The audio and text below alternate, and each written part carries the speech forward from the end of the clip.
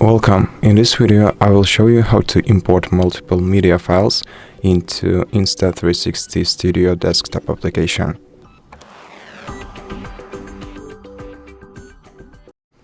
So as you can see, I have my project opened right here, and to import media files I can either press this button right here or this one right here, and then just select the file that I want to import.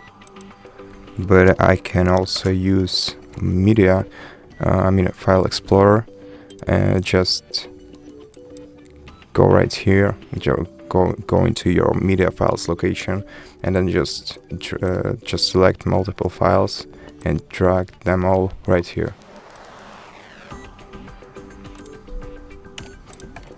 Yeah, as you can see, two of these files are actually LRV file, which means that they are just previews, so they haven't uploaded.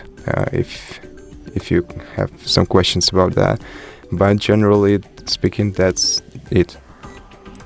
That's how you import multiple media into Insta360 Studio Desktop application. Thank you for watching this video. If you liked it, consider subscribing to our channel, leave us a like and a comment below.